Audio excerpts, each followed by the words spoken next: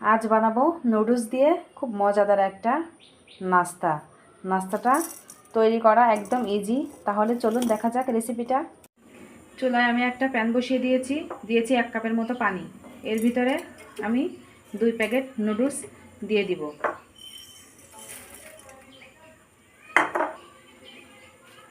নুডলসটা দিয়ে নুডলসের সাথে যে মশলাটা থাকে আমি 2 প্যাকেটের জন্য 2টা দিয়ে দিচ্ছি।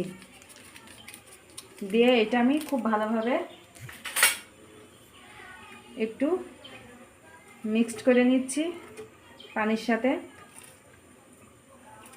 এভাবে আমি কিছুক্ষণ সিদ্ধ করে নিব। নুডলসটা আমি খুব ভালোভাবে সিদ্ধ করে নিব, আর যে পানিটা দিয়েছিলাম সেটা আমি পুরোটাই একদম শুকিয়ে নিব। নুডলসটা আমার খুব সুন্দরভাবে সিদ্ধ করা হয়ে গিয়েছে। এখন আমি এটা একটা পাত্রে উঠিয়ে নিব। নুডলসটা একটা পাত্রে উঠিয়ে একটু ঠান্ডা করে নিয়েছি। এরপর আমি বাকি উপকরণগুলো নুডলসের ভিতরে অ্যাড করে দিব। আমি একটা ডিম দিয়ে দিব, কুচি করে রাখা পেঁয়াজ কাঁচামরিচ অ্যাড করে দিব,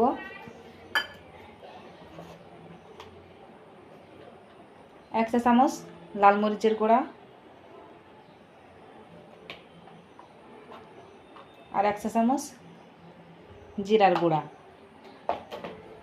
নুডলসে আমি আগের থেকে নুডলসের মশলা অ্যাড করেছি, তাই লবণ আর অ্যাড করা লাগবে না। ডিমের জন্য হালকা একটু লবণ আমি এখানে অ্যাড করে দিয়েছি। এবার সব উপকরণগুলো আমি আলতো হাতে একটু মিক্সড করে নেব। নুডলসের সাথে আমি মশলা খুব ভালোভাবে মিশিয়ে নিয়েছি। এ পর্যায়ে আমি 2 প্যাকেট নুডলসের জন্য এখানে আমি 3 চামচের মতো কর্নফ্লাওয়ার অ্যাড করে দিব। কর্নফ্লাওয়ারটা একবারে দিব না, অল্প অল্প করে দিব, আর এভাবে মিশিয়ে নিব। নুডলসের মিশ্রণটি আমার একদম রেডি। চুলায় আমি একটা প্যান বসিয়ে দিয়েছি।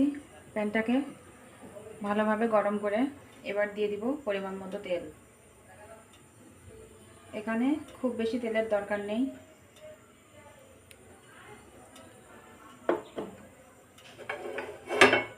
কম তেলেই পকোড়াগুলো খুব ভালোভাবে ভাজা যায়।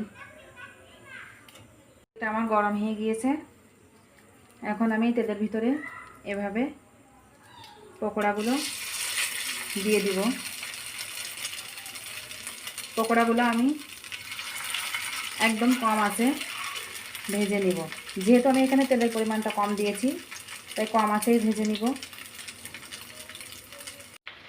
আমি পকোড়ার একটা সাইড হয়ে এসেছে, আর একটা সাইড এভাবে আস্তে আস্তে উল্টে দিব। পকোড়াগুলো আমি লাল করে ভেজে নিয়েছি।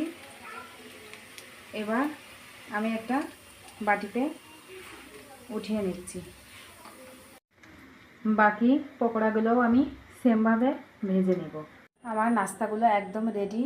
আমার আজকের ভিডিওটা যদি ভালো লাগে অবশ্যই একটা লাইক দিবেন, আমার পেজটাকে ফলো দিয়ে রাখবেন মজার মজার রেসিপি পেতে।